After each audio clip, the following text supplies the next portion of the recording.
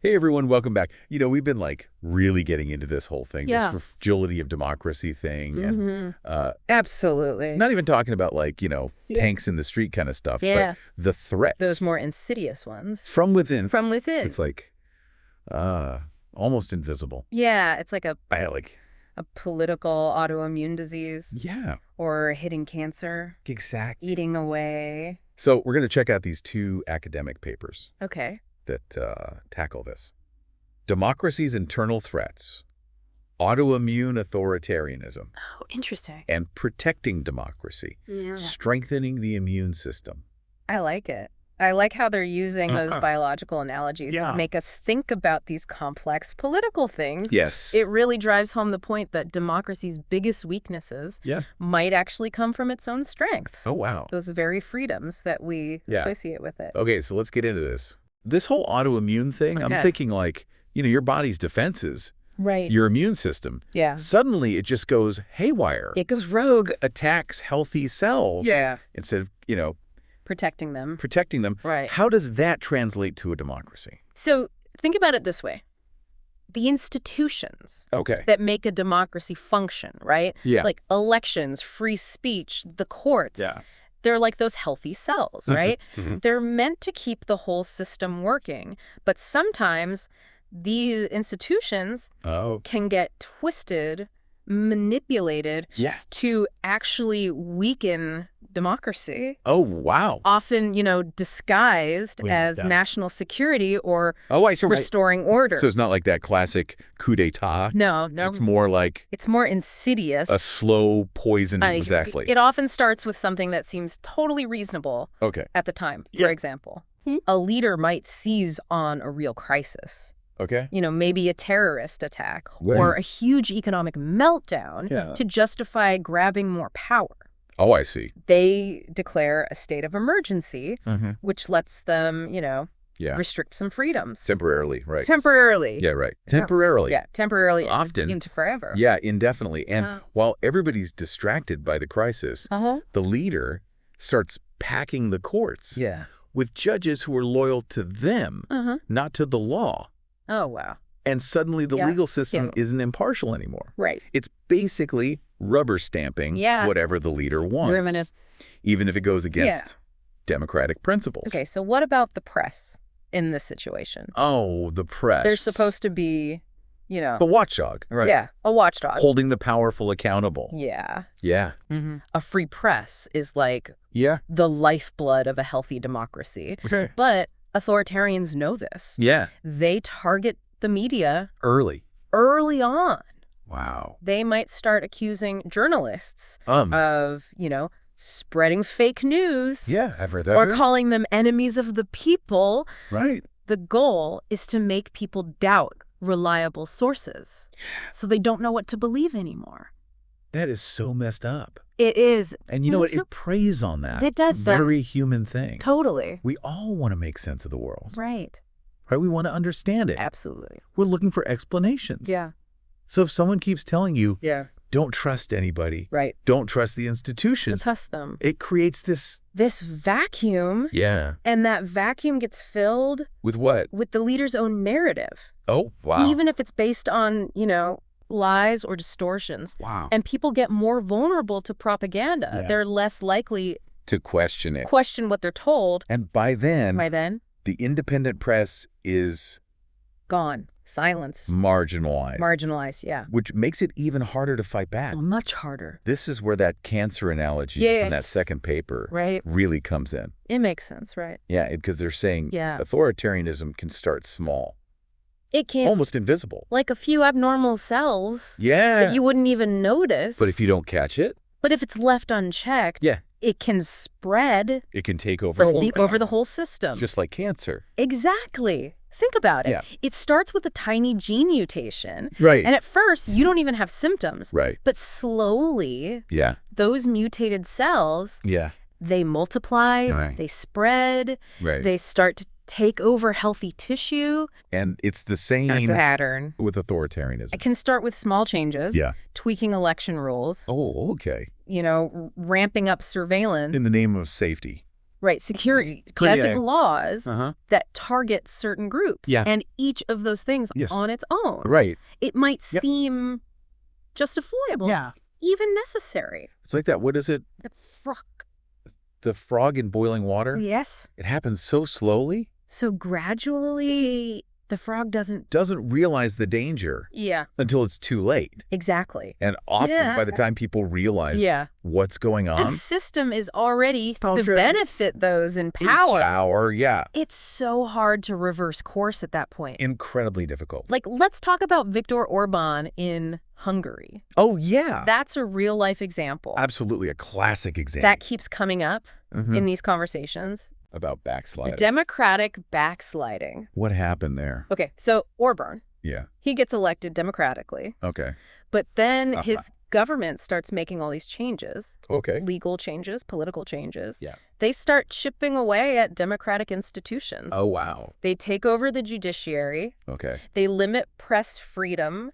They rig electoral districts. In favor of? In favor of his party. Oh, wow. All while keeping up appearances. Oh, that's so sneaky. See, it looks like a democracy. It does. But the core principles are gone. By the time people realized how much damage had been done, the mechanisms to hold him accountable were basically gone. Wow. They still held elections, but it wasn't a level playing field anymore. Oh, that's wild. Yeah. So it brings up this huge question. What's that? If democracy is supposed to be self-correcting, why is it so vulnerable? That's the paradox, isn't it? Yeah. So unlike authoritarian regimes that rely on, force, coercive democracies, they operate on trust, shared values. Yeah. They assume everyone will play by the rules. Oh, okay. And respect the norms. So it's almost like democracy brings a knife to a gunfight. In a way. Right. Yeah, it's trusting. And ironically, the very things that make democracy so great, free speech, open elections, independent courts, they can be twisted and used against it. By people who want to destroy it. Exactly. So how do we protect democracy from itself? That's the million-dollar question. That's what we'll talk about. We'll get into it. In the next part of our deep dive. Absolutely. Okay, so in the first part, we really got into how democratic systems can be vulnerable to, being manipulated. Right. From the inside. Yeah, from within. It's almost like a self-inflicted wound. Yeah, kind of. And honestly, it's a little disheartening. It can be. Right. But, we got to remember, we're not powerless here. Okay. There are things we can do to actually, strengthen democracy. Okay, that's what I want to talk about. Yeah. Because it's easy to feel like, oh, what can I do? Totally. I'm just one person. One person. Against these huge forces. Yeah. But, change starts small. Okay. Think grassroots, individual actions. Yeah. They can multiply. Okay. And create a wave. Like a ripple effect. Yeah, exactly. A vaccine. Oh, okay. If enough people get it, it protects everyone. Well, I like that. Even the vulnerable ones. Yeah. So what are some things? Yeah, what can people actually do? Yeah. What can our listeners do? What can listeners do? To bolster democracy's immune system. Okay, so first line of defense. Yeah. Become a really discerning consumer of information. So thinking critically. Think critically. About what you read. What you watch. Hear, especially online. So being aware of our biases. Yeah. Checking our sources. Exactly. Not just don't just literature. Yeah, don't blindly share. Right. Think about it. Yeah. So it's about having healthy skepticism. Yeah. Being able to tell what's real and what's not. That's so hard, though. It is. Right. It is. But it's about diversifying your sources, too. Oh. Okay. Don't just get stuck in an echo chamber. So, look for different perspectives. Yeah. Even ones you disagree with. I know. I find myself sometimes gravitating towards news that... Yeah, that confirms your beliefs. And oh, yeah, I agree with that. Right. It's so easy to do. It is comfortable. It is comfortable. But I know I need to... You need to step outside that. Branch out. Yeah, because when you're exposed to different ideas, you're less likely to be manipulated. Okay. You become a more critical thinker, and which is essential. Good for democracy. Vital for a healthy democracy. So step one. Be informed. Be informed. Be critical. And what's next? Okay. Next step.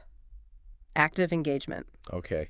Get involved. Involved in. In political and civic life. So not just sitting back, not just complaining on Twitter. Yeah, no complaining if you didn't vote. Exactly. This means voting in every election. Every election. Even local ones. Okay, yeah. But it goes beyond voting. Okay. Find ways to make your voice heard.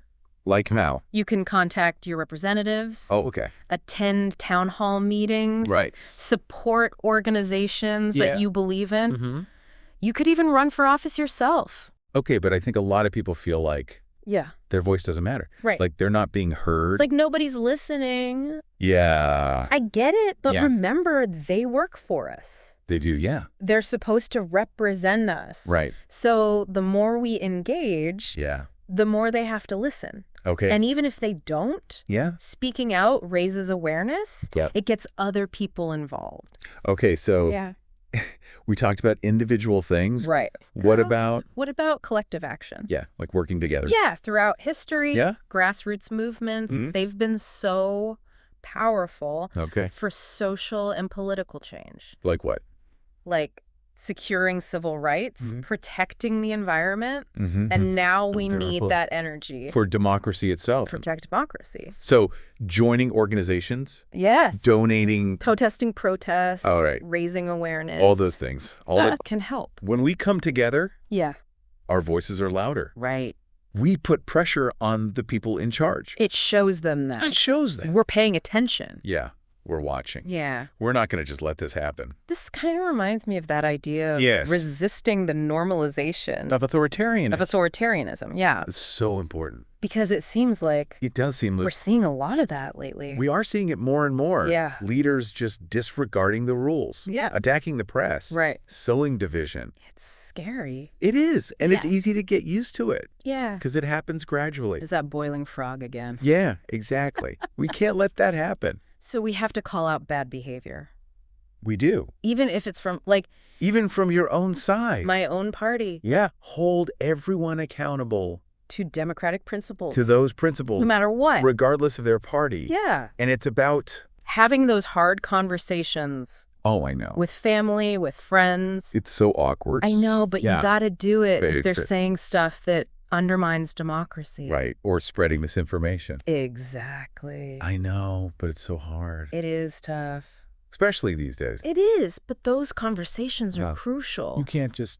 We can't be silent. Be quiet. We have to push back. Push back. Against this creeping... authoritarianism. Yeah, and sometimes just planting a seed can make someone think twice about what they're hearing. So we talked about individual action. Right. We talked about movements. Collective action. But what about... What about the leaders themselves? Yeah, what about the people in power? Yeah, the institutions. What's their role in all of this? They have a huge role to play. Okay. They have to set an example by following the rules, respecting the rule of law. Yeah. They have to condemn undemocratic behavior. Even from their own party. Even from their own party. Oh. It's about actions, not just words. But how can we know? Right, how can we trust them? Yeah. Look at what they do. Not what they say. Not just what they say. Look at their voting record. Do they support policies that strengthen democracy? Right. Do they speak out against attacks on democracy? Pay attention to their actions. So what they actually do. Not just their speeches. Not just the talk. So we have to hold them accountable. We do. Not just at election time. All the time. Yeah. And it's not just about individual leaders. Okay. Institutions matter too. Like what? Like we need independent courts. Okay. Election. A free press. So it's about yielding a system that's strong. That can't be. That resists. Manipulation. And that includes educating people about how democracy works. Okay. Why it matters. And how to protect it. Wow. It sounds like a lot of responsibility on all of us. On all of us. As individuals and as a society. We're all in this together. But are there times when all this isn't enough? That's the question. What happens when democracy is really under attack? Right. And those peaceful efforts haven't worked? That's what we need to talk about next. That's a tough question to think about, but important, you know.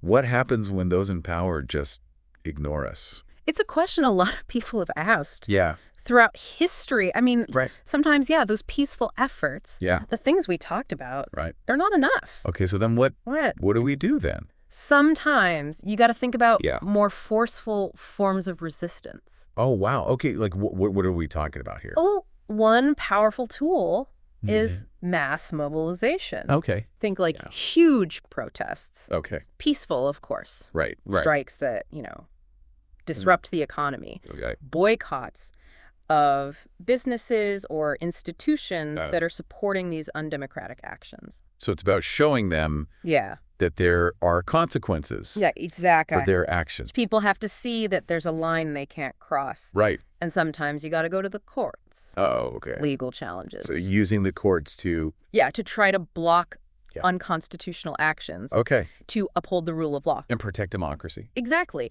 And even in places where, the courts have been weakened. Right. It can still help. In what way?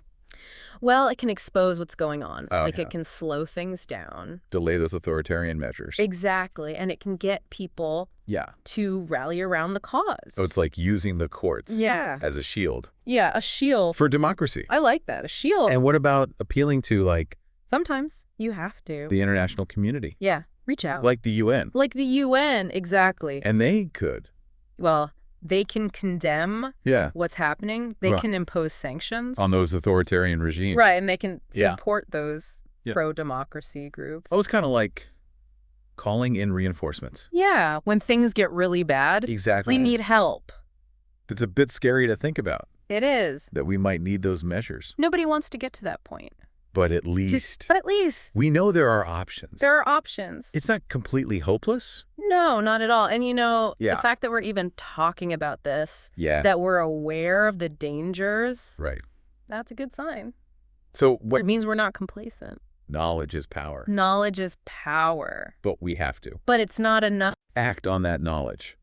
We have to act. Yeah, it can't just be... Can't just be talk. Yeah. It has to be action. I know, we started out with those analogies. The autoimmune disease. Yeah, the cancer. Too heavy stuff. I was feeling a little down. Yeah. But now I'm feeling a bit more hopeful. Good, that's good. Yeah. Democracy is a powerful thing. Okay. It gives us the power to shape our own future, to hold our leaders accountable. To create a better world. Exactly. So it's not just about... It's not just about... defending it. It's about fighting for what we believe in. That's a good point. Yeah, democracy is... It's a tool that lets us work together to solve problems, to make things better. But it's a tool that... it's care. Constant care. Yeah. That's a good way to put it. Yeah. This deep dive has been... It has been a journey. It's been a journey. We've explored... the dark side. The dark side, the threats, but also... But also the possibilities. The potential. The potential. I think the biggest takeaway for me... It's that it's up to us. It is. It's in our hands. It's in our hands to... protect it. To protect it. Yeah, keep it strong. To stay informed. To stay engaged. To keep fighting for... Or what matters. What matters for those values. Those democratic values. That make a free society. Yeah. Well, this has been... It's been great. Really great. And thanks for joining us. Thanks for having me. On this deep dive. It's been a pleasure. We hope you'll keep thinking about these things. Keep asking questions. Keep exploring. Stay engaged. Because democracy... It's worth fighting for. It's worth fighting for.